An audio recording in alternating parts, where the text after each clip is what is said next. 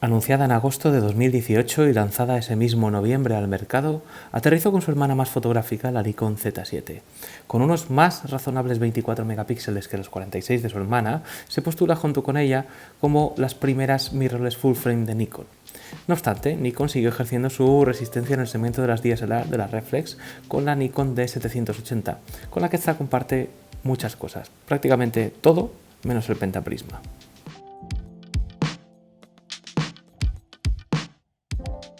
Aparte de la reducción en megapíxeles, esta, la Z6, añade también el filtro anti-aliasing. Pero a pesar de añadir este filtro, no os preocupéis que la definición y la calidad de imagen son superlativas. Con todo esto tenemos un ISO alto mejor, 12 fotogramas por segundo contra 9 de su hermana y la habilidad de capturar vídeo en 4K en full frame hasta 30 frames por segundo. Y tenían que salir ópticas, claro está, para la nueva montura que por cierto es de unas dimensiones mayores que la que encontramos en Sony, con foco claro en futuras ópticas hiperluminosas. También nació con el adaptador FTZ para que los antiguos usuarios de Nikon no tiraran a la basura todas sus lentes F de gran calidad y pudieran adaptarlas a los nuevos cuerpos, con autofocus y contactos para las ópticas que tuvieran, claro está. 3 ópticas nacieron en diciembre del 18, el kit 2470 f4, un 35-1.8 y un 50-1.8, que es el que aquí os presento. Con un mapa pendiente de varias lentes más, entre ellas un brutal 50mm f0.95 de enfoque manual y tamaño considerable. Bueno, y vamos a hacer algunas fotitos por uno de los barrios más chulos de Valencia, por el Casco Antiguo, el Carmen y todo esto, y a ver qué queda. Y para ello vamos a estar utilizando la Nikon Z6. Y no es que este 50mm sea especialmente grande, pero comparado a los 50mm que estoy acostumbrado a trabajar, cada vez que lo cojo me da la sensación de que tengo un zoom entre las manos. Serán cosas mías.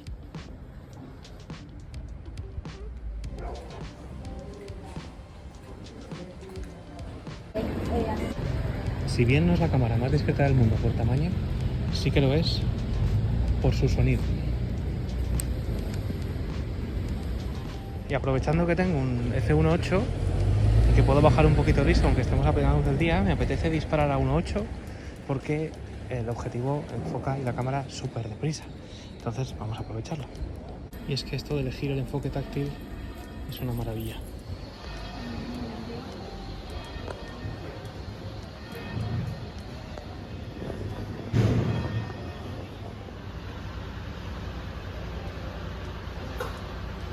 Y esta es una de las fotos que más le ha costado de enfocar.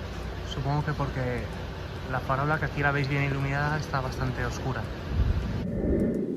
Paso a enseñaros ahora la cámara por fuera para que veáis un poquito todas sus funciones y sobre todo su construcción, que es fantástica. Bueno, como veis, empezamos por la parte de arriba, como es habitual. Tenemos el anillo de los modos que está bloqueado, tenemos este botoncito, tenemos que apretarlo para desbloquearlo. Tenemos apertura, velocidad, manual, program, tenemos un Intelligent Auto y luego tenemos 3 modos configurables. Tenemos por aquí arriba lo que emula ser el pentaprisma, pero que lo que hace es abarcar la pantallita pequeña del visor electrónico con su zapata caliente, que además viene con este protector. Y por la derecha empezamos ya con cosas chulas porque tenemos la pantallita esta que me resulta súper útil y fantástica para configurar, para ver la información que tenemos de nuestra cámara y demás. Tenemos el dial, como veis, que en este caso, como lo tengo en primera apertura, estamos moviendo la apertura y tenemos por la parte de delante este grip, que es bastante cómodo. No es tan cómodo, os diría yo, como una reflex, pero sí que es verdad que permite agarrar la cámara bastante bien. Aún así, el meñique se te puede quedar fuera en este grip.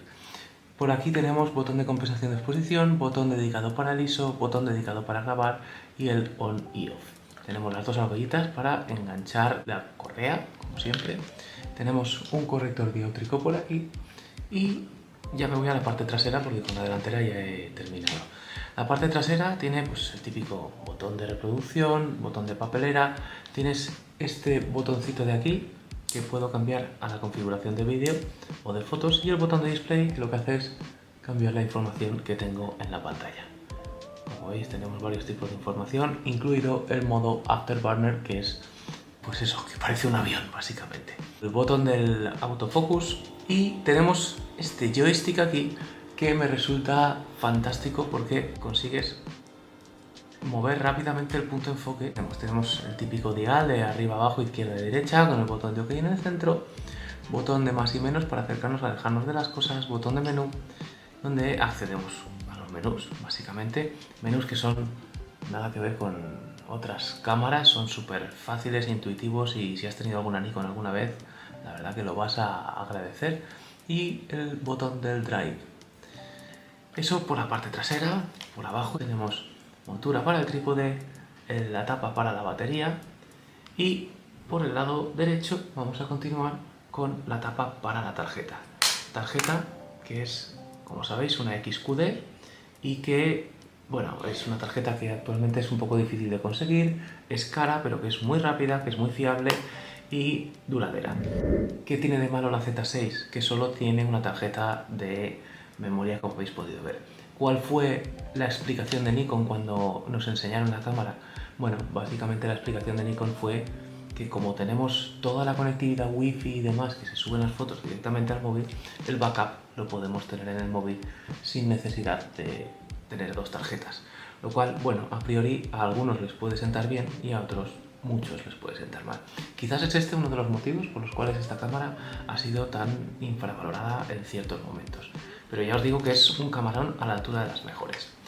Y continúo y me voy a abrir a la parte de delante, y en la parte de delante, bueno, tengo el dial delantero y tengo aquí al ladito del objetivo estos dos botones de función que son absolutamente configurables, como siempre. Tengo en el lado izquierdo, en este caso, el botón de liberación del objetivo, que como siempre en Nikon se libera. Voy a apagarla, que estoy tocando la pantalla. Se libera en sentido horario y se enrosca en sentido horario. Un poco al contrario de casi todas las marcas. Por la parte izquierda tenemos una tapita que además es gomosa, de un tacto muy agradable, en la cual tenemos acceso al auricular y a una conexión de micrófono. Tenemos los logotipos de Wi-Fi y Bluetooth, y tenemos la conexión para un disparador remoto, HDMI y USB. Lo tenemos bajo esta tapita también gomosa y súper cómoda. Son este tipo de materiales que con el paso de los años no se estropean. En cuanto a la calidad de construcción, es una cámara robusta, es una cámara que da gusto tener en las manos. El tacto de los grips y demás, de la puerta esta, es gomoso. Tienes la sensación de tener la cámara bien sujeta, de que no se te va a caer. Sí que es verdad que, como veis, no es pequeña, como os he enseñado en alguna foto anterior y demás, comparándola pues con reflex y tal. Y sobre todo la óptica, ya os digo, la óptica tampoco es pequeña para ser un 50. ¿Qué ocurre? Que a veces lo cojo y claro, vas cambiando de cámara, vas cambiando de tal, y por las dimensiones que tiene esto, pues me pienso que estoy con un 28-70 o algo así. Es cosa mía, es culpa mía, pero bueno, la realidad es que tienes todo este pedazo de anillo para enfocar. La óptica, como habréis visto en las fotos, es una maravilla, y yo creo que estas ópticas diseñadas para las Nikon Z, la verdad que dan un rendimiento absolutamente bestial. Pero bueno, dejémonos de rollos. ¿Vale la pena o no? Respuesta breve, sí. Respuesta menos breve, sin duda. Quizás los medios han sido más críticos con Nikon los últimos años. El gran trabajo de Sony en sus sistemas de autoenfoque, así como el de Canon en su ciencia de color y autoenfoque también, han puesto a Nikon entre la espada y la pared en más de un momento, haciendo que los nikonistas nos sintamos un poco arrinconados, sufriendo algo de bullying. Pero de verdad estamos ante un camarón. El sistema de autoenfoque es rápido. Tenemos 273 puntos de enfoque repartidos en todo el cuadro, menos que en la Z7, eso sí, pero funcionan a las mil maravillas. Su pantalla táctil y su joystick nos ayudan a elegir rápidamente el punto de enfoque, y solo por poner alguna pega, es en condiciones de muy baja luminosidad donde le cuesta un pelín, pero de verdad nada reseñable. Y os quiero contar brevemente el top de especificaciones. El primero, el visor. Excepcional, grande, claro. Yo soy fan de los visores ópticos y este visor sinceramente me ha enamorado. No vas a echar de menos un visor óptico. 2. La calidad de imagen, nada que envidiar a nadie. Punto. 3. Colores, excepcionales. Se habla del Canon Color Science, del Fuji Color Science, y Nikon, pues sinceramente, excepcional. 3. Aplicación y transferencia Wi-Fi y Bluetooth, brutales, súper rápidas, súper intuitivas y súper fáciles de usar y sincronizar la cámara. Y quinto y último, estabilización, fantástica. No es la de una cámara micro 4 tercios, porque no lo puede ser por el tamaño del sensor, pero es francamente buena. Pero como no todo el monte es orégano, os voy a decir 4 cosas negativas, pero muy rápidamente, porque las sabéis. La primera, la batería. No es la peor del mercado, pero si comparas con otras reflex o con otros modelos del mercado, bueno, ahí se queda. La segunda, la tarjeta, solo una y encima es XQD. La tercera, ¿las mirrorless no se suponen que eran pequeñas, pequeñitas, ligeras y demás? Bueno, no es un ladrillo, pero ya habéis visto un poco las dimensiones comparado con otras cámaras. Y las ópticas son fantásticas, pero aún hay pocas y son caras de narices. Y esto es lo que hay. Y mi conclusión rápida, porque ya os he contado absolutamente todo lo que considero importante de esta cámara, es que está destinada pues a un fotógrafo entusiasta que busca algo moderno, fácil de usar, con toda la tecnología, con buena calidad. Diría que no es un 10 en nada, pero es un notable alto en todo. No hay mucho que reprochar. Como siempre, con buenas lentes delante, fotones. Pero con esta cámara además, sin miedo y muy fácilmente.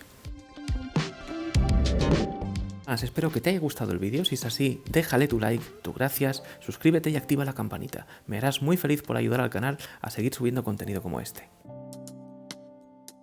Un agradecimiento especial tremendamente grande a mi amigo José, que me ha prestado esta cámara para poder hacerle esta digna review que creo que la cámara merecía. Os dejo como siempre también los links a mis amigos de Fotoastro González, que os resolverán todas vuestras dudas en analógico. Abrazo y paz a todos. Gracias.